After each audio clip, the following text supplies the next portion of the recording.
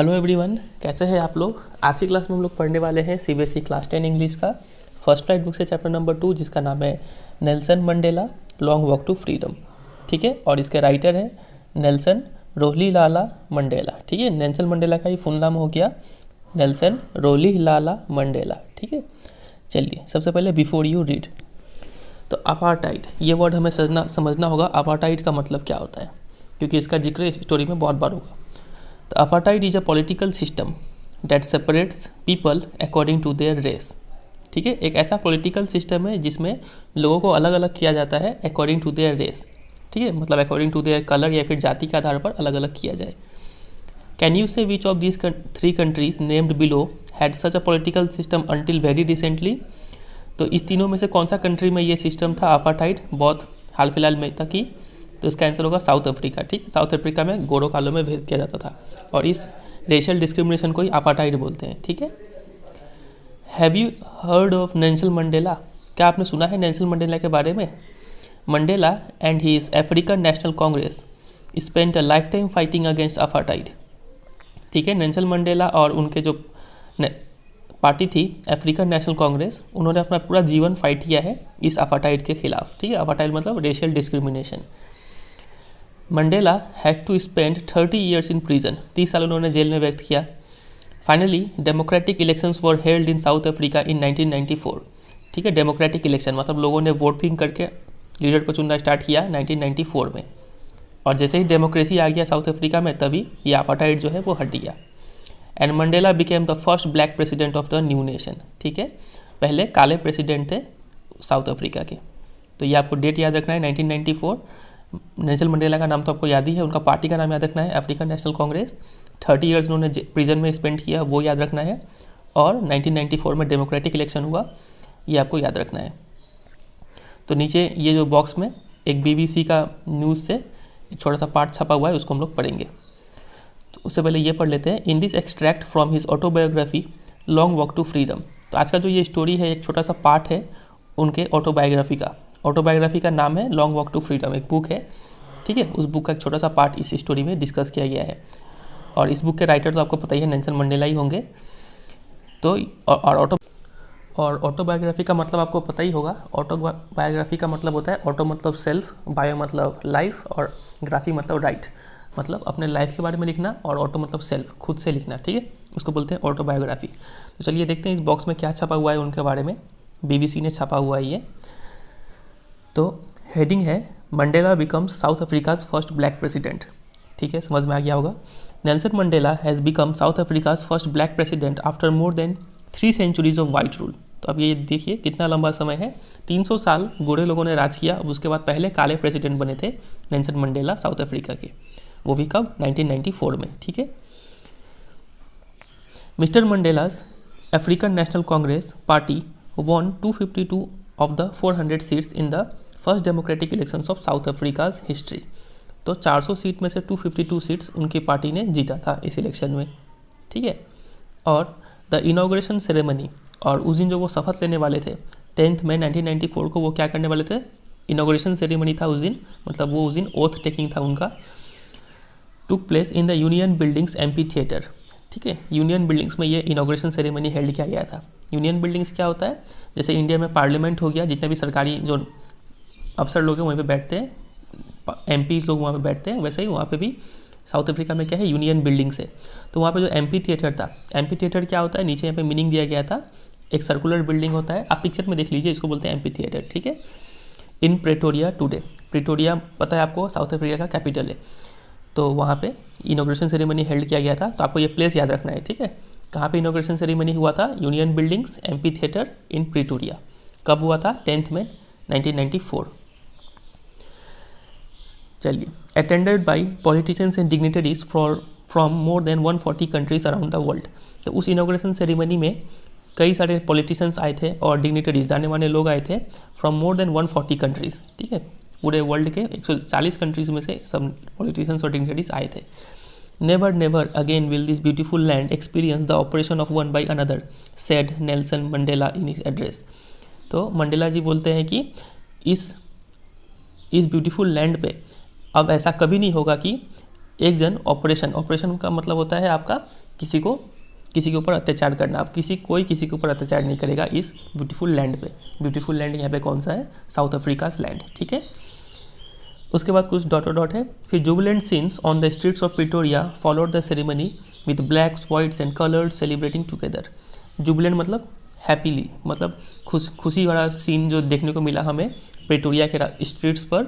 उसके बाद followed the ceremony, और उस खुशी मना कौन रहे थे? ब्लैक्स लोग, वाइट लोग और कलर्ड, सभी कलर के लोग उस खुशी को मना रहे थे। More than 1 lakh South African man, women and children of all races sang and danced with joy. तो 1 लाख से ज़्यादा साउथ अफ्रीकन पुरुष, महिलाएं और बच्चे, सभी रंगों के, सभी धर्मों के, वो सब, सभी जाति के, वो सब एक साथ गाना गा रहे थे और एक साथ डांस कर रहे थे खुशी के साथ, ठीक है। तो ये चीज़ जो था अखबार में छपा हुआ था, ठीक है। चलिए अब आगे देखते हैं। इधर में एज द कॉलम दिया गया है, तो हम लोग स्टोरी पढ़ते पढ़ते इस सबका मीनिंग देख लेंगे। तो स्टोरी अब यहाँ से स्टार्ट होता है। 10th में हमें पता है, हमें तो ईयर भी पता है, 10th में 1994। तो 10th में dawned bright and clear. Dawned मतलब बिगैन, ठीक है। 10 मई का जो दिन था वो काफ़ी ब्राइट और क्लियर शुरू हुआ। For the past few days I had been pleasantly besieged by dignitaries and world leaders who were coming to pay their respects before the inauguration। तो पिछले कुछ दिनों से मैं काफ़ी खुशी मन से बिसीज मतलब to be surrounded closely by, तो काफ़ी सारे लोग मेरे आसपास आते थे। बाई किससे सराउंडेड थे वो? डिग्नेटरीज, वर्ल्ड के जाने माने लोग और वर्ल्ड लीडर्स लोग आते थे उनसे मिलने के लिए, ताकि वो लोग क्या दे पाए?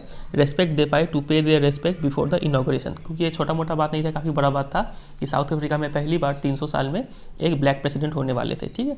तो इस बात के लिए सबको उनको आते थे कॉन्ग्रेचुलेशन बोलने के लिए, ठीक है। The inauguration would be the largest gathering ever of international leaders on south African soil.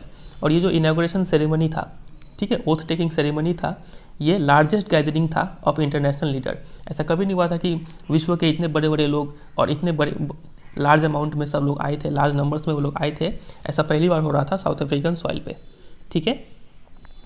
The ceremony took place in the lovely sandstone amphi theatre, ठीक है। एम्पी थिएटर का मतलब बता ही चुके हैं, पिक्चर में भी देख लिए। तो यहाँ पे लिखा भी हुआ है, अ बिल्डिंग विदाउट अ रूफ, छत नहीं होता है उस बिल्डिंग पे, with many rose of seats rising in steps, और सीट्स जो है वो ऊपर की तरफ उठती जाती है, ठीक है, जैसे कि फिल्मों में होता है, हॉल में होता है, ठीक है, वैसा ही सीट्स होता है यहाँ पे। तो ये सेरेमनी जो था वो सैंडस्टोन का बना हुआ एम्पी थिएटर में हुआ था, found by the union buildings, ठीक है, यूनियन बिल्डिंग्स बनाया था इन प्रिटोरिया, ठीक है। तो ये लोकेशन तो हमने पहले याद करके रख लिया है। For decades this had been the seat of white supremacy. दशकों से ये जो एम्पी थिएटर था, यूनियन बिल्डिंग्स का एम्पी थिएटर, ठीक है, यहाँ पे हमेशा गोरो लोग का सुप्रीमेसी था, गोरो लोग का राज था। And now it was the site of a rainbow gathering of different colours and Nations for the installation of south Africa's first democratic non racial government. लेकिन अब क्या था? अब ये एक साइट ऑफ रेनबो गैदरिंग था। साइट ऑफ रेनबो गैदरिंग का मतलब क्या होता है? आप वहाँ पे भी लिखा हुआ, मतलब a beautiful coming together of various peoples like the colours of a rainbow, ठीक है। मतलब डिफरेंट कलर्स के लोग यहाँ पे आए हुए थे आज। इससे पहले सिर्फ गोरे लोग आते थे यहाँ पे, लेकिन आज यहाँ पे डिफरेंट कलर्स के लोग आए थे, जस्ट लाइक अ रेनबो, ठीक है। क्यों आए थे? ताकि इंस्टॉल कर पाए, इंस्टॉल मतलब यहाँ पे स्थापित कर पाए साउथ अफ्रीका फर्स्ट डेमोक्रेटिक, मतलब वोट द्वारा चुना हुआ एक नेता, नॉन रेशियल गवर्नमेंट, ठीक है, जो रंग में भेदभाव ना करता हो, वैसा गवर्नमेंट आज पहला बार यहाँ पे इंस्टॉल होने जा रहा था, ठीक है। On that lovely autumn day, autumn का मतलब आपको पता होगा, समर और विंटर के बीच में जो डेज होता है उसको बोलते हैं ऑटम डेज, ठीक है। तो चूंकि साउथ अफ्रीका साउदर्न हेमिस्फीयर में आता है, तो वहाँ पे मई का महीना में ऑटम होता है, ठीक है। तो वही यहाँ पे बोला गया है कि on that autumn day I was accompanied by my daughter Zenani. तो वहाँ पे उनकी बेटी भी थी Zenani. On the podium, on the stage, ठीक है, पोडियम मतलब जहाँ पे पैर रखते हैं, मतलब on the stage, mister de Klerk was first sworn in as second deputy president. Deputy मतलब वाइस प्रेसिडेंट, ठीक है। तो इंडिया में भी वाइस प्रेसिडेंट होता है, लेकिन वहाँ पे 2 वाइस प्रेसिडेंट थे। तो पहले जो सेकंड जो वाइस प्रेसिडेंट थे वो थे मिस्टर डी क्लर्क, उन्होंने पहले शपथ लिया। Then Thabo Mbeki was sworn in as first deputy president. तो फर्स्ट वाइस प्रेसिडेंट जो थे वो थे थाबो म्बेकी, और पहले जो डेप्यूटी प्रेसिडेंट थे, सेकंड जो डेप्यूटी प्रेसिडेंट थे वो थे मिस्टर डी क्लर्क, ठीक है। तो ये दोनों नाम आपको याद रखना है।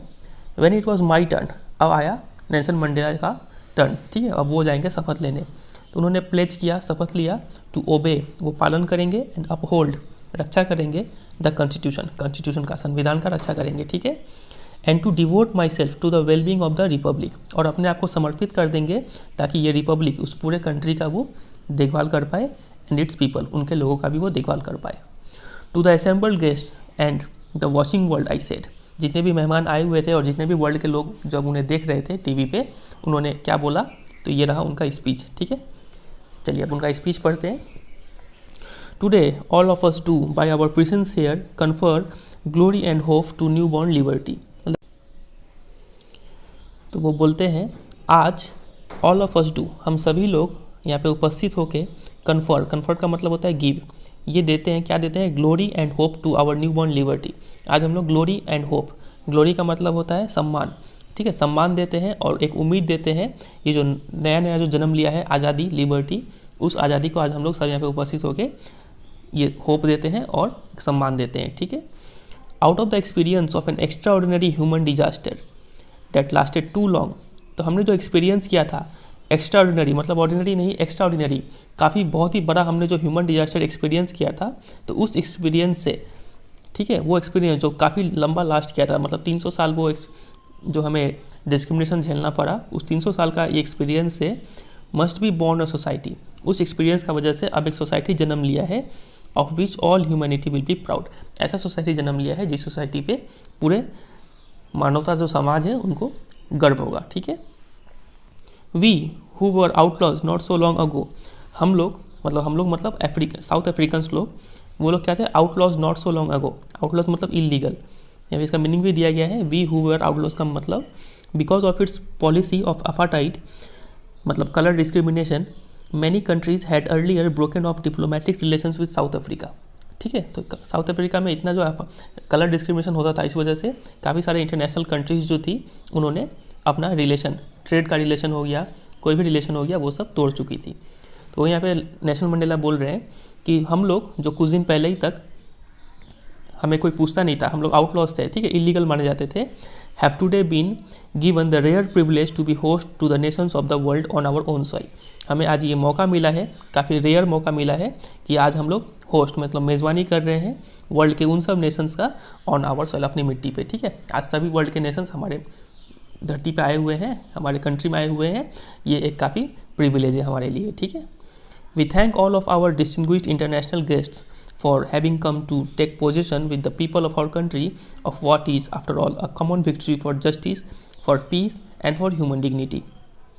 तो हम सब मिलके थैंक करते हैं, जितने भी इंटरनेशनल गेस्ट जो आए हुए हैं उन सबको हम थैंक यू बोलते हैं, ताकि वो लोग आए हैं हमारे लोगों के साथ इस खुशी में पार्टनरशिप करने के लिए, ठीक है। आप खुशी बांटने के लिए जो इंटरनेशनल लीडर्स लोग आए हुए हैं, हम लोग सब उनका थैंक यू बोलते हैं, उनका स्वागत करते हैं, ताकि वो लोग भी आए और ये खुशी का साझा करें, मतलब take position with the people of our country, मतलब हमारे देश के लोगों के साथ साथ वो लोग भी इस खुशी का हिस्सा बने।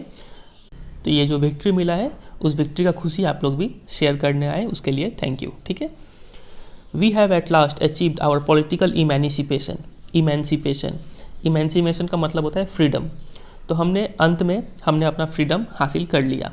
We pledge ourselves to liberate all our people from the continuing bondage of poverty, deprivation, suffering, gender and other discrimination। तो आज हम ये शपथ लेते हैं, अपने आप से ये शपथ लेते हैं कि, प्रण लेते हैं कि आज हम लोग सब उन लोगों को आज़ाद करवा देंगे जो लोग इस पॉवर्टी के जो बंधन में बंध चुके हैं, गरीबी के बंधन से उभारेंगे, डिप्रीवेशन, अगर उनको कोई चीज़ नहीं मिल रहा है तो उन्हें वो चीज़ पहुँचाएंगे, सफरिंग एंड करेंगे, जेंडर और कोई भी तरह का जो भेदभाव होता है उन सब भेदभाव से आज हम लोग उन्हें क्या करेंगे, लिबरेट करेंगे। तो ये करने का आज हम सब लोग प्रण लेते हैं, ठीक है, ऐसा उन्होंने कहा। Never never and never again shall it be that this beautiful land will again experience the oppression of one by another. तो वही लाइन फिर से है कि इस सुंदर धरती पे कभी भी किसी का अत्याचार नहीं किया जाएगा, ठीक है, किसी पे अत्याचार नहीं किया जाएगा। The sun shall never set on so glorious a human achievement. तो the sun shall never set, ये सूरज कभी नहीं ढलेगा यहाँ पे इतना अच्छा ह्यूमन अचीवमेंट पे, मतलब यहाँ पे अंधकार कभी नहीं आएगा, सन हमेशा शाइन करता रहेगा और ये लिबर्टी जो है हमारा हमेशा बरकरार रहेगा। लेट फ्रीडम रेन, रेन का मतलब होता है rule, let freedom rule God bless Africa, ठीक है, ऐसा वो अपना स्पीच देते हैं। अब आगे कंटिन्यू करते हैं। A few moments later we all lifted our eyes in awe as a spectacular array of South African jets, helicopters and troop carriers roared in perfect formation over the Union buildings।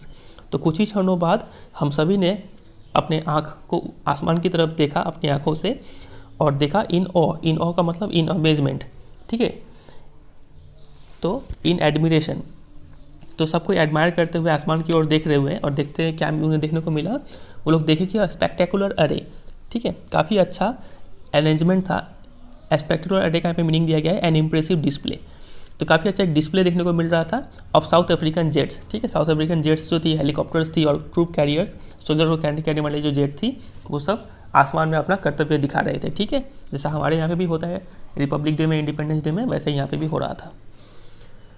तो road मतलब दहाड़ रहे थे सब आसमान में in perfect formation, एकदम perfect shape में उड़ रहे थे ओवर द यूनियन बिल्डिंग्स, ठीक है, यूनियन बिल्डिंग्स के ऊपर। It was not only a display of pin point precision, ये सिर्फ उनका पिन पॉइंट प्रिसीजन का मतलब एक्यूरेसी, ये सिर्फ उनका एक्यूरेसी का डिस्प्ले नहीं था कि वो इतना अच्छा से शेप फॉर्म कर रहे थे and military force, but a demonstration of the military's loyalty to democracy. ये जो वे लोग स्पेक्टेकुलर एरे जो दिखा रहे थे, ठीक है, ये लोग जो कर्तव्य कर रहे थे आसमान में, ये डिस्प्ले कर रहा था कि मिलिट्री जो है वो क्या है, लॉयल है, ईमानदार है to the democracy, to a new government, ठीक है, जो नया सरकार जो अभी चुना गया है उस सरकार के प्रति मिलिट्री का लॉयल्टी दिखाता है ये चीज़, ठीक है, to a new government that had been freely and fairly elected, वो नया सरकार जो काफ़ी एक फ्री इलेक्शन में और काफ़ी फेयरली इलेक्टेड किया गया है, ठीक है, फेयरली मतलब कोई इसमें घोटाला नहीं हुआ है। ओनली मोमेंट्स बिफोर, कुछ ही क्षण पहले, कुछ ही सालों पहले, the highest generals of South African कुछ ही क्षण पहले the highest generals of the South African defence force and police their chest bedecked with ribbons and medals from days bygone saluted me and pledged their loyalty। तो कुछ ही क्षण पहले मतलब ये एरोप्लेन उड़ने से कुछ ही क्षण पहले जब वो शपथ ले रहे थे, उसके बाद जो हाईएस्ट जनरल्स थे साउथ अफ्रीकन डिफेंस फोर्स के, ठीक है, जो बड़े बड़े जनरल्स लोग थे और जितने भी पुलिस थे वो लोग आके और सबका जो चेस्ट था, सबके सीने पर बीडेक्ड मतलब डेकोरेट, सबके सीने सजे हुए थे किस चीज़ से, रिबन से और मेडल से, from days by gone by का मतलब होता है फ्रॉम द पास्ट डेज, बीते हुए दिनों में कुछ उन्होंने काम किया होगा जिस वजह से उन्हें मेडल्स और रिबन्स मिला है, तो उनका सीना इसी सब चीज़ों से चमचमा रहा था। तो वैसे वे लोग आए थे और वो लोग आके क्या किए थे, सैल्यूट किए थे नेल्सन मंडेला को और उन्होंने प्रण लिया था, प्लेज किए थे वो लोग देयर लॉयल्टी, ठीक है, कि वो लोग लॉयल रहेंगे इस गवर्नमेंट के प्रति। तो वो यहाँ पे बता रहे हैं कि कुछ ही समय पहले ये लोग आके ऐसा किए थे। I was not unmindful of the fact that not so many years before they would not have saluted but arrested me. तो आई वॉज नॉट अनमाइंडफुल, यहाँ पे नॉट और अनमाइंडफुल दो नेगेटिव है, नॉट और अन, तो इसको पॉजिटिव बना सकते हैं यहाँ पे। तो I was mindful of the fact मतलब I was aware of the fact that not so many years ago before they would not have saluted me. मुझे ये पता था कि आज से कुछ साल पहले ये लोग मुझे सैल्यूट नहीं कर रहे थे, बट अरेस्टेड मी, मुझे अरेस्ट कर लिए होते अब तक, ठीक है। Finally a chevron of Impala jets, chevron मतलब a pattern in the shape of a V, ठीक है, left a smoke trial of the red black green blue and gold in the new South African flag, ठीक है। तो इम्फाला jets जो थी वो V shape में ऐसे ऐसे करके उड़ रही थी, ठीक है, और उड़ते उड़ते कोई ब्लू कलर का धुआं छोड़ रहा है, कोई रेड कलर का धुआं छोड़ रहा है, कोई ग्रीन कलर का धुआं छोड़ रहा है, ठीक है, ऐसे करके साउथ अफ्रीकन फ्लैग यहाँ पे बना रहे थे वो लोग, ठीक है। The day was symbolised for me, अब इसका भी मीनिंग है, the day was symbolised for me का मतलब होता है रिमेंबर्स द डे, ठीक है। The author remembers the day by the playing of our 2 national anthems. तो ऑथर याद करते हैं कि उस दिन 2 नेशनल एंथम प्ले किया गया था, इनॉग्रेशन का दिन मतलब 10 मई को 2 नेशनल एंथम प्ले किया गया था। And the vision of whites singing Nkosi Sikelel i Afrika and the blacks singing Die Stem the old anthem of the republic. तो गोरे लोगों ने ये नेशनल एंथम गाया, ब्लैक्स लोगों ने ये नेशनल एंथम गाया उस दिन, ठीक है। Although that day neither group knew the lyrics of the anthem they once despised. तो दोनों में से ना गोरों को कालों का मीनिंग पता था और ना काले लोगों को गोरे वालों का नेशनल एंथम का मीनिंग पता था, किसी को किसी का मीनिंग पता नहीं था, क्योंकि दोनों एक दूसरे का जो ये जो थे लिरिक्स जो थे गाने के जो बोल थे उसे डिस्पाइज करते थे। डिस्पाइज मतलब हेट, ठीक है, हेट करते थे, उसलिए पता नहीं था। लेकिन वो बोलते हैं कि they would soon know the words by heart. लेकिन कुछ ही दिनों बाद दोनों को एक दूसरे का जो नेशनल एंथम है सबका वर्ड का मीनिंग याद हो जाएगा। ठीक है। On the day of the inauguration I was overwhelmed with a sense of history. तो इनॉग्रेशन के दिन आई वॉज ओवरवेल्म्ड मतलब स्ट्रॉन्ग इमोशनल इफेक्ट। जो नेल्सन मंडेला थे वो काफ़ी इमोशनल हो गए थे कुछ हिस्ट्री के दिनों को याद करके। ठीक है। In the first decade of the 20th century, 20th century मतलब 1900 टू 2000। ठीक है। और उसका फर्स्ट डिकेड मतलब 1901 से लेकर 1910, उस टाइम में a few years after the bitter Anglo Boer war. Anglo Boer war मतलब हुआ था, एंग्लो मतलब ब्रिटिश और बोयर मतलब साउथ अफ्रीका। इन दोनों के वॉर के कुछ दिनों बाद, कुछ सालों बाद, and before my own birth, और मेरे बर्थ के कुछ साल पहले तक। ठीक है। ठीक है, मतलब first decade of 20th century में क्या हुआ था, the white skinned peoples of South Africa patched up their differences. जो साउथ अफ्रीका के जितने भी गोरे लोग थे उन्होंने पैचअप कर लिया था। पैचअप मतलब डील विथ। ठीक है, उन्होंने अपना डिफरेंसेस को सुलझा लिया था, सब गोरे लोग एक साथ हो गए थे। And erected a system of racial domination against the dark skin peoples of their own land. और उन्होंने एक ऐसा सिस्टम इरेक्ट कर दिया, इरेक्ट मतलब सेटअप, ऐसा सिस्टम ला दिया, ऐसा पॉलिटिकल सिस्टम ला दिया जो रेशियल डोमिनेशन करता था। ठीक है, रंग के आधार पर भेदभाव करता था against the dark skin peoples of their own land. ठीक है, उनके ही कंट्री के जो काले लोग थे उन पर अत्याचार करना स्टार्ट हो गया। और इसी को तो हम लोग बोलते हैं अपार्टाइड। ठीक है, अपार्टाइड कीवर्ड हो गया, आपको यहाँ पे याद रखना है, APARTHEID। ठीक है, अपार्टाइड मतलब रेशियल डिस्क्रिमिनेशन या फिर कलर डिस्क्रिमिनेशन, जो भी बोल दीजिए। तो ये सेटअप कर दिया गया था in the first decade of the 20th century. ठीक है। The structure they created formed the basis of one of the harshest, more inhuman societies the world has ever known. तो ये जो स्ट्रक्चर था जो उन्होंने क्रिएट कर दिया, ये स्ट्रक्चर था वन ऑफ द हार्शिएस्ट। ठीक है, सबसे क्रूअल, सबसे गंदा स्ट्रक्चर था उनका, मोस्ट इनह्यूमन। ठीक है, अमानवीय स्ट्रक्चर था जो कि वर्ल्ड ने कभी देखा हो। ठीक है, ऐसा स्ट्रक्चर था ये। Now in the last decade of the 20th century, last decade मतलब 1991 से लेकर 2000 तक, इस डिकेड में and my own 8th decade as a man. 8th decade का मतलब क्या हो गया यहाँ पे कि जो नेल्सन मंडेला थे वो 70 to 79 ईयर्स के ओल्ड थे। एक और वर्ड होता है, ऐसा इंसान जो इस एज ग्रुप से बिलोंग करता है उस इंसान को क्या बोलते हैं, आप मुझे कमेंट सेक्शन में बताइएगा। ठीक है, तो वो 8th डिकेड में थे एज अ मैन। तो उस समय क्या हुआ था, that system had been overturned forever. Overturn मतलब हटा दिया गया उस सिस्टम को, मतलब अपार्टाइड जो है पॉलिटिकल सिस्टम, उसको हटा दिया गया फॉर एवर, हमेशा के लिए। And replaced by one that recognise the rights and freedoms of all people. और उसको रिप्लेस कर दिया गया ऐसे सिस्टम से, वो सिस्टम जो रिकॉग्नाइज करता है सबका अधिकार, सबका freedom of all people regardless of the colour of their skin.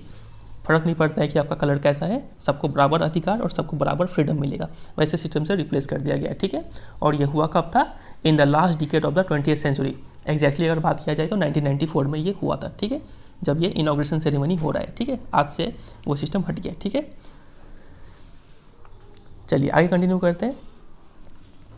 That day had come about through the unimaginable सेक्रीफाइसेज of thousands of my people. लेकिन ये जो दिन था, ये दिन आने के लिए अनइमेजिनेबल सेक्रीफाइसेस करना पड़ा था हज़ारों लोगों को। ठीक है, ऐसा सेक्रीफाइसेस जो आप इमेजिन नहीं कर सकते। People who suffering and courage can never be counted और रिपेड। ऐसे लोगों ने सेक्रीफाइस किया था जिनका जो दर्द है और जिनका जो करेज है, हिम्मत है, वो हिम्मत आप काउंट मतलब मेजर नहीं कर सकते। इतना दर्द उन्होंने झेला और सहा। एंड रिपेड, आप उनको लौटा भी नहीं सकते। ठीक है, कोई भी तरीका से आप उनका दर्द वापस नहीं कर सकते। ठीक है, I felt that day, as I have on so many other days, that I was simply the sum of all those African patriots who had gone before me. तो नेल्सन मंडेला का उस दिन अनुभव होता है, वो उस दिन महसूस किए, ऐसा वो कई दिन महसूस करते थे कि वो जो है वो एक सिंपली क्या है, sum of all those African patriots who had gone before me. तो जितने भी और भी जो पहले जो देशभक्त जो थे, जो काले लोगों के लिए लड़े थे, उन लोगों का सिंपली ये सम है। नेल्सन मंडेला उन सब की जगह एक इकलौते इंसान खड़े हुए थे। ठीक है, वो बोल रहे हैं that long and noble line. तो ये जो साउथ अफ्रीकन पैट्रियट्स थे, ये जो लंबे और जो काफ़ी नोबल लाइन है इन लोगों का, एंडेड, वो लाइन तो एंड हो गया, वो लोग सब मर गए, लेकिन now began again with me. लेकिन मेरे साथ ये वापस ये लाइन शुरू हो रहा है। ठीक है, उन नोबल लोगों का लाइन वापस मेरे से शुरू हो रहा है। ठीक है। I was pained that I was not able to thank them, मुझे इस बात का दुख है कि मैं उन लोगों को थैंक यू नहीं बोल पाया, उन सब अफ्रीकन पैट्रियोट्स का जिन्होंने अपना जान दे के इनके लिए लड़ा है, ठीक है, उनको थैंक यू नहीं बोल पाया। And that they were not able to see what their sacrifices had wrought, और मुझे इस बात का भी दुख था कि ये जो अफ्रीकन पैट्रियोट्स थे जिन्होंने अपना जान दे दिया, वो लोग ये नहीं देख पाए कि उनके सेक्रीफाइसेस, उनके बलिदान का आज क्या नतीजा हमें मिला है, मतलब उनका जो बलिदान था वो सक्सेसफुल हुआ, ये सक्सेस वो लोग नहीं देख पाए, तो इस बात का मुझे दुख है, ठीक है। यहाँ पे है राउट, राउट का मतलब होता है डन या फिर अचीव्ड, तो उनका सेक्रीफाइसेस से क्या क्या अचीव हुआ है ये लोग देख नहीं पाए, इस बात का मुझे दुख है, ऐसा नेल्सन मंडेला बोलते हैं। चलिए आगे कंटिन्यू करते हैं। The policy of apartheid created a deep and lasting wound in my country and my people, तो ये जो एपार्टाइड का जो पॉलिसी था, पॉलिटिकल सिस्टम था एपार्टाइड, मतलब रेशियल डिस्क्रिमिनेशन या फिर कलर डिस्क्रिमिनेशन, इसको हम बार बार क्यों बोल रहे हैं ताकि आपको याद हो जाए, ठीक है, थोड़ा डिफिकल्ट स्टोरी है ये। The policy of apartheid created a deep and lasting wound in my country, तो ये जो एपार्टाइड का पॉलिटिकल सिस्टम था उसने काफ़ी एक गहरा और लंबे समय तक रहने वाला एक घाव दे दिया था मेरे देश को और मेरे देश के लोगों को, खासकर काले लोगों को। ऑल ऑफ अस, ठीक है, all of us will spend many years if not generations recovering from that profound hurt, तो हम सभी लोग कई साल बिताएंगे, अगर जनरेशन नहीं, सदी नहीं तो कई साल तो ज़रूर बिताएंगे उस वुंड से रिकवर करने के लिए, ठीक है, प्रोफाउंड मतलब डीप, उस गहरा जख्म से रिकवर करने के लिए हम लोग कई साल बिताएंगे।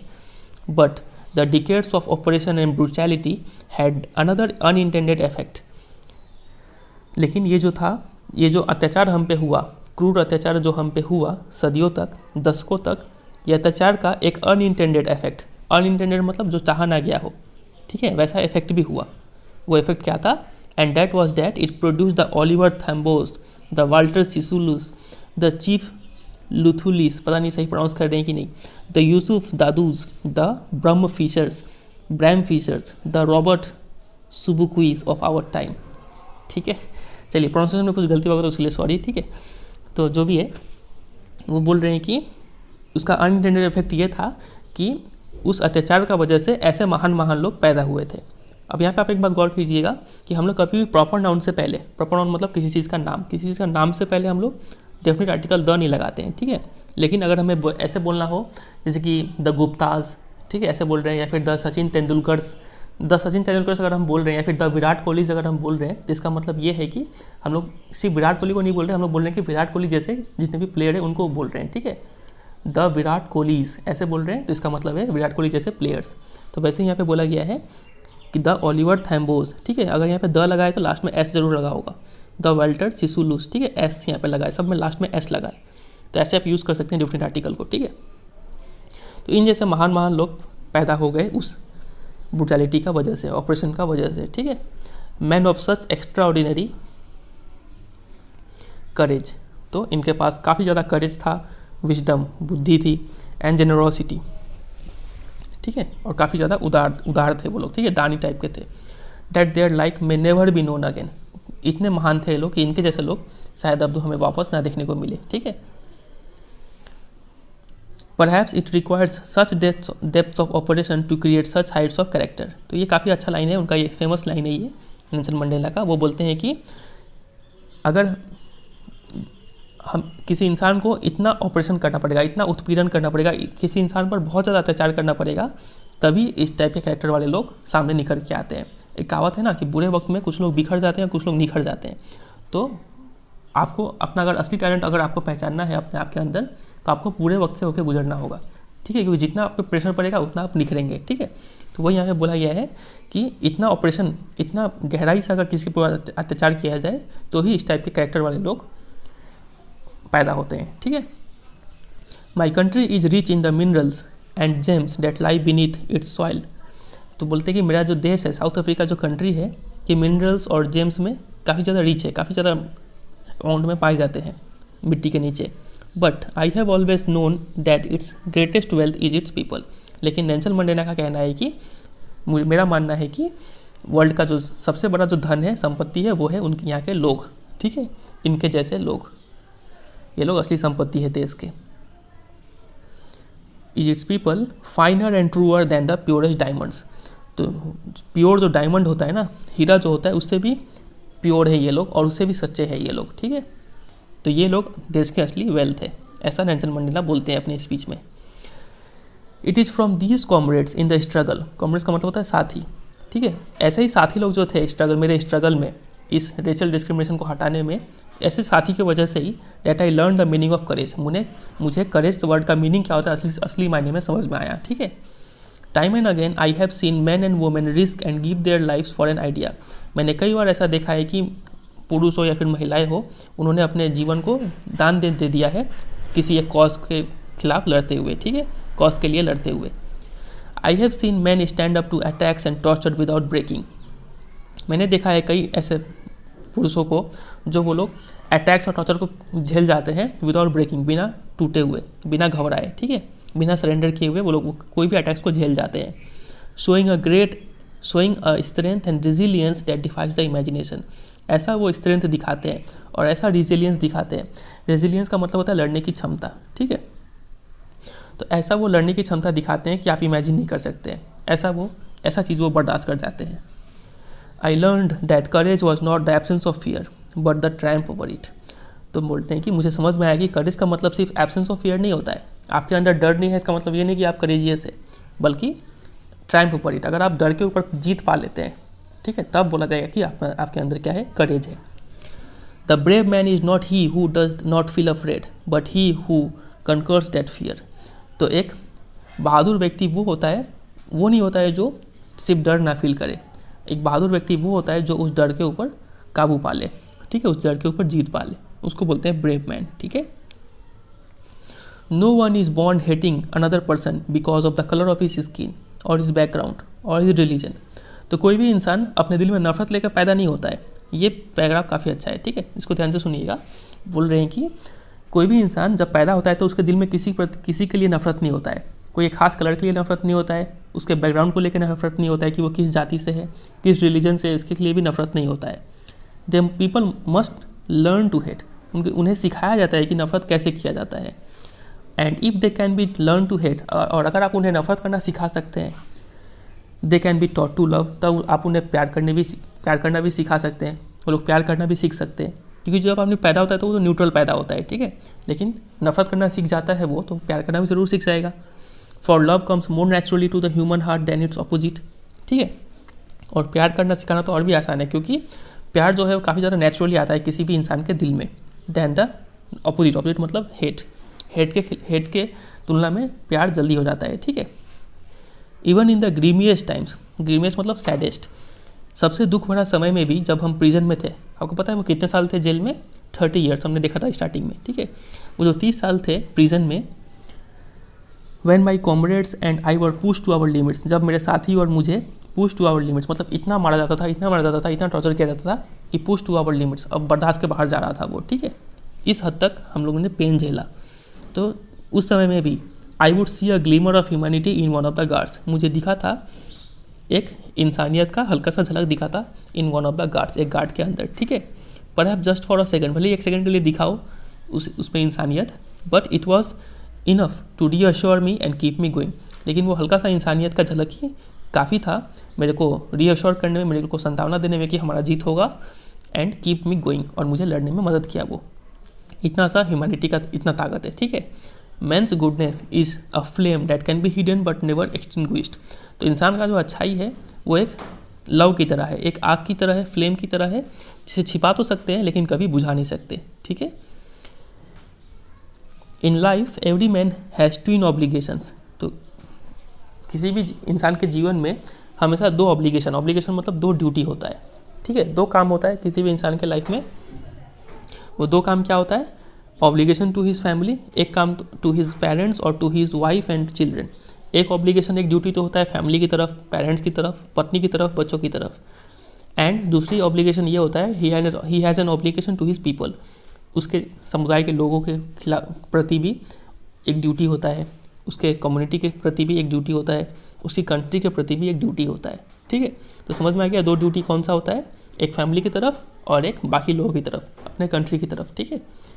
इन a civil and humane society, तो किसी भी नॉर्मल एक सभ्य और इंसानियत वाले सोसाइटी में each man is able to fulfil these obligations according to his own inclinations and abilities.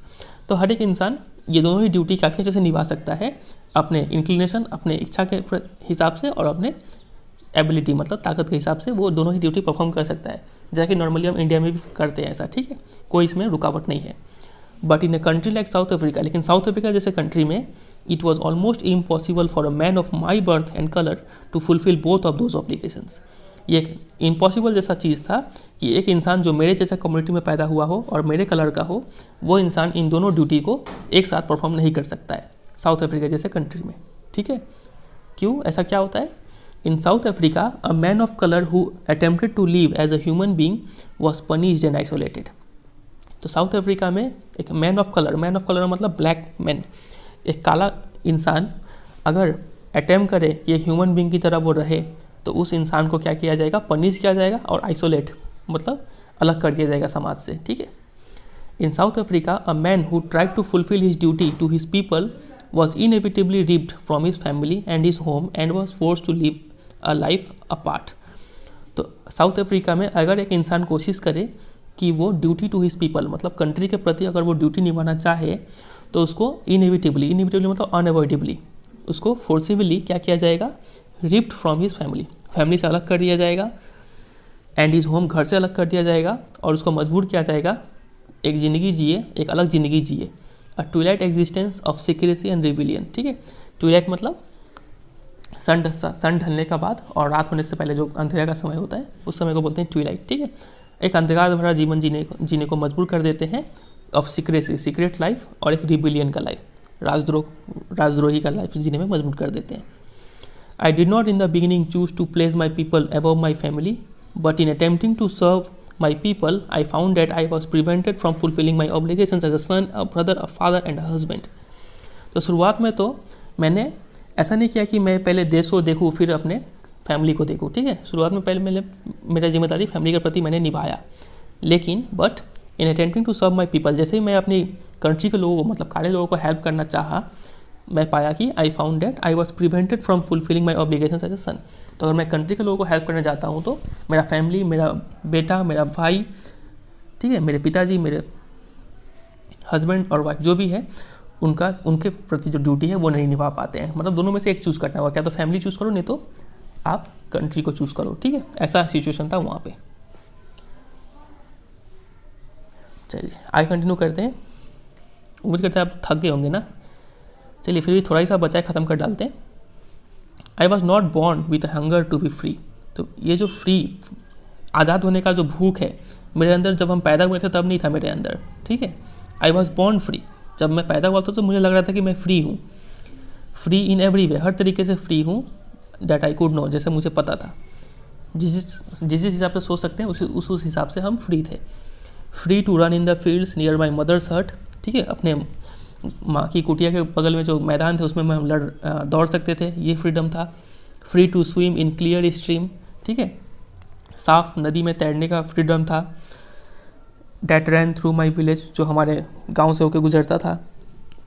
Free to roast mealies under the stars, ठीक है, तो मिलीज को रोस्ट करने का भी फ्रीडम था। मिलीज क्या होता है? मकई होता है, आप पिक्चर में देख पा रहे हैं, उसको पकाने का फ्रीडम था।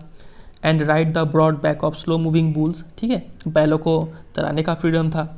As long as I obeyed my father and abided by the customs of my tribe, I was not troubled by the laws of man or god. तो जब तक कि हम फादर को ओबे करते थे और जितने भी कस्टम्स थे, रीति रिवाज थे मेरे ट्राइब के, वो जब तक हम फॉलो करते थे, तब तक ना ही मुझे लॉज ऑफ मैन, कानूनी कोई प्रॉब्लम था, और ना ही कोई भगवान से कोई प्रॉब्लम था, ठीक है। It was only when I began to learn that my boyhood freedom was an illusion, when I discovered as a young man that my freedom had already been taken from me। तो मुझे it was only when I began to learn, तो मुझे ये तब realise हुआ कि मेरा freedom चला गया है। ये जो मेरा फ्रीडम है ये सिर्फ एक इल्यूजन है, एक छलावा है। मेरा जो फ्रीडम है मुझे तब पता चला जब उन्होंने डिस्कवर किया कि जब वो बड़े हो गए, उन्होंने पता चला कि मेरा आज़ादी तो पहले ही छीन चुके हैं ये लोग, ठीक है। जब वो बड़े हो गए तब ये रियलाइज़ हुआ कि मेरा आज़ादी तो पहले ही छीन चुका है। That I began to hunger for it। और जब उन्हें ये रियलाइज़ हुआ कि मेरा आज़ादी छीन चुका है, जब वो बड़े हो गए तब उन्हें रियलाइज़ हुआ कि मेरा आज़ादी छीन चुका है और वो began to hunger for it, और तब उनके अंदर भूख आ गया इस फ्रीडम के लिए। तो यहाँ पे जो बोल रहे थे ना कि I was not born with hunger to be free, जब पैदा हुए थे तब तो फ्रीडम के लिए हंगर नहीं था, लेकिन जब वो बड़े हो गए तब उन्हें रियलाइज़ हुआ कि मुझे भी अब हंगर चाहिए, फ्रीडम चाहिए। ठीक है। At last as a student I wanted freedom only for my at first as a student I wanted freedom only for myself, the transitory freedom of being able to stay out at night. तो शुरू में तो जब हम student थे तो मुझे आज़ादी चाहिए था सिर्फ मेरे लिए। ठीक है। वो ट्रांजिटरी आज़ादी चाहिए था, ट्रांजिटरी मतलब टेम्पररी फ्रीडम चाहिए था of being able to stay out at night. मुझे फ्रीडम चाहिए था कि हम रात को बाहर घूम पाए, रीड व्हाट आई प्लीज, जो मुझे पसंद है वो पढ़ पाए, उसका फ्रीडम चाहिए था। And go where I choose, और जहाँ मुझे पसंद हो हम वहाँ जा पाए, मुझे उसका फ्रीडम चाहिए था। Later as a young man in Johannesburg, और जब मैं एक जवान व्यक्ति हो गया तो जोहान्सबर्ग में I yearned for the basic and honourable freedoms of achieving my potential. तो जब मैं एक बड़ा व्यक्ति हो गया, मतलब यंग मैन हो गया जोहान्सबर्ग में, तब मैं चाहा कि मुझे एक बेसिक सा और एक इज्जत वाला फ्रीडम मिले। वो फ्रीडम क्या था? ऑफ अचीविंग माई पोटेंशियल, मैं अपने पूरे पोटेंशियल को यूज़ करके जो भी काम करना चाहूँ वो काम कर पाऊँ। ऑफ अर्निंग माई कीप, ठीक है, अपना रोजी रोटी कमा पाऊँ। Of marrying and having a family, शादी कर पाऊँ और एक फैमिली चला पाऊँ। The freedom not to be obstructed in a lawful life, ऐसा फ्रीडम चाहिए था जो अगर लॉफुल लाइफ अगर जिए तो उसे कोई ऑब्स्ट्रक्ट ना करे। ठीक है, मतलब लॉ एंड ऑर्डर एग्जिस्ट करे। ठीक है, कोई भी जब मन चाहे अरेस्ट ना कर ले, ऐसा फ्रीडम चाहिए था। But then I slowly saw that not only was I not free but my brothers and sisters were not free. तो तब नेल्सन मंडेला को ये रियलाइज़ होता है कि ऐसा नहीं है कि सिर्फ मैं ही फ्री नहीं हूँ, बल्कि मेरे जितने भी भाई और बहनें हैं वो सब भी फ्री नहीं हैं। I saw that it was not just my freedom that was curtailed, but the freedom of everyone who looked like I did. उन्होंने देखा कि ऐसा नहीं है कि सिर्फ उनका ही फ्रीडम कर्टेल मतलब रिड्यूस, ऐसा नहीं कि उनका ही फ्रीडम सिर्फ रिड्यूस किया गया हो, बल्कि फ्रीडम उन सभी लोगों का रिड्यूस किया गया है जो मेरी तरह दिखते थे, मतलब जो काले लोग थे। That is when I joined the African National Congress, और तभी मैंने क्या किया? African National Congress party join किया। And that is when the hunger for my own freedom became the greater hunger for the freedom of my people. और जैसे ही मैंने ये पार्टी ज्वाइन किया तब मेरा अपना जो फ्रीडम था, फ्रीडम का जो भूख था, वो भूख चेंज हो गया मेरे सभी लोगों का फ्रीडम का भूख में। ठीक है, मतलब मुझे फ्रीडम चाहिए था सभी लोगों के लिए, सिर्फ मेरा फ्रीडम नहीं चाहिए था। It was this desire for the freedom of my people to live their lives with dignity and self respect that animated my life. और यही जो मेरे अंदर डिज़ायर था कि मैं अपने लोगों के लिए फ्रीडम पाऊँ, उन लोगों को एक डिग्निटी भरा लाइफ और सेल्फ रिस्पेक्ट भरा लाइफ के फ्रीडम के लिए मैं लड़ूँ, इस डिज़ायर की वजह से मेरा लाइफ एनिमेट हो गया। एनिमेट मतलब फुल ऑफ एनर्जी हो गया। That transform the frightening young man into a bold one. और ये डिज़ायर, जो पहले मैं एक फ्राइटनिंग यंग मैन था, डरा हुआ एक इंसान था, मुझे एक बोल्ड, एक हिम्मत वाला इंसान बना दिया मुझे, यही desire. That drove a law abiding attorney to become a criminal. पहले ये लॉयर थे नेल्सन मंडेला, ठीक है, तो लॉयर से एक अटॉर्नी से जो लॉ का पालन करते थे, उनसे उन्होंने ट्रांसफ़र हो गया एक क्रिमिनल के रूप में, वो अब एक बन गए थे व्यक्ति। ठीक है, तो इस डिज़ायर की वजह से वो एक लॉयर से क्रिमिनल बन गए। That turned a family loving husband into a man without a home. एक फैमिली को प्यार करने वाले वो इन हस्बैंड थे, तो उनसे वो शिफ्ट होकर वो क्या बन चुके थे? एक ऐसे इंसान बन चुके थे जिनका अपना कोई घर नहीं था। That force a life loving man to live like a monk. एक जीवन को प्यार करने वाला व्यक्ति से वो किस में शिफ्ट हो गए थे? एक मॉन्क मतलब सन्यासी का व्यक्ति, साधु का व्यक्ति, अब वो जीने लग गए थे। ठीक है, तो एक इस डिज़ायर का वजह से कि मुझे एक फ्रीडम चाहिए सभी लोगों के लिए, एक ऐसा लाइफ चाहिए हर काले लोगों के लिए जो एक सेल्फ रेस्पेक्ट भरा लाइफ हो, एक डिग्निटी भरा लाइफ हो, ऐसा लाइफ पाने के लिए उन्होंने इतना सारा चीज़ शिफ्ट कर लिया। मतलब एक डरा हुआ व्यक्ति से एक हिम्मत वाला व्यक्ति बन गए, वो एक लॉयर से क्रिमिनल बन गए, और फैमिली को प्यार करने वाले व्यक्ति से एक बेघर व्यक्ति बन गए, और एक लाइफ लविंग मैन से एक वो क्या बन गए? एक साधु टाइप व्यक्ति बन गए थे।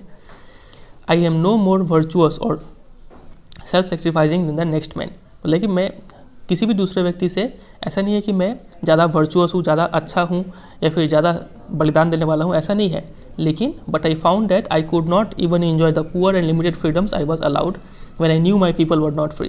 लेकिन मेरे अंदर ये बात था कि मुझे जो पुअर और लिमिटेड फ्रीडम जो मुझे मिला था एक लॉयर होने के नाते, जो मुझे दिया गया था, मैं वो इन्जॉय नहीं कर पा रहा था। जब मुझे ये बात पता चला कि मेरे पीपल, मेरे जैसे लोग, जो काले लोग हैं, मेरे जो लोग हैं, वो लोग अपना फ्रीडम इन्जॉय नहीं कर पा रहे, तो मैं अपना फ्रीडम कैसे इन्जॉय करूँ? ठीक है, वो बोलते हैं freedom is indivisible, freedom divide नहीं कर सकते हैं, ठीक है। ऐसा नहीं है कि आपको इतना फ्रीडम मिलेगा, किसी को कम फ्रीडम मिलेगा, किसी को ज़्यादा फ्रीडम मिलेगा। फ्रीडम इनडिविजिबल है। The chains on any one of my people were the chains on all of them. अगर मेरे किसी लोग पे, किसी एक लोग पे भी अगर चेन पड़ता है, ठीक है, तो इसका मतलब है कि मेरे सारे लोगों पर चेन पड़ा है। और the chains on all of my people, और अगर सारे लोगों पे चेन पड़ा है मतलब चेन ऑन मी, वो चेन मेरे ऊपर भी पड़ा है, ठीक है, मैं भी एक गुलाम बन चुका हूँ। इसका मतलब ये है। I knew that the oppressor must be liberated just as surely as the oppressed. तो वो बोलते हैं कि मुझे ये भी पता है कि एक ऑपरेसर जो अत्याचारी है, अत्याचारी को भी आज़ादी दिलाना होगा, ना कि सिर्फ जिस पर अत्याचार हो रहा है उसको। क्योंकि a man who takes away another man's freedom is a prisoner of hatred. क्योंकि वो इंसान जो दूसरे पे अत्याचार कर रहा है, जो दूसरों का फ्रीडम छीन रहा है, वो इंसान भी एक कैदी है, लेकिन वो कैदी है किसका? नफरत का कैदी है, वो प्रिजनर है ऑफ हेट्रेड का, ठीक है। He is locked behind the bars of prejudice and narrow mindedness. वो एक ऐसे जेल में बंद है जो प्रिजुडिस मतलब strong dislike without any good reason, जो किसी खास पर्सन को या फिर कोई चीज़ को हेट करते हो, उसको बोलते हैं प्रिजुडिस, ठीक है। एंड नैरो माइंडेडनेस, उनका जो माइंडसेट है वो काफ़ी नैरो है, काफ़ी छोटी सोच रखने वाले व्यक्ति है, तो वो लोग ऐसे जेल में कैद है, ठीक है। आई am not truly free if I am taking away someone else's freedom. तो मैं पूरी तरीके से फ्री भी नहीं हूँ अगर मैं किसी और का फ्रीडम ले रहा हूँ। Just as surely as I am not free when my freedom is taken from me.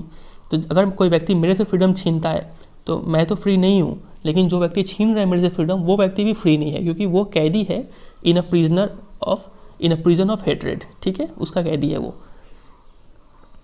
The oppressed and oppressor alike are robbed of their humanity.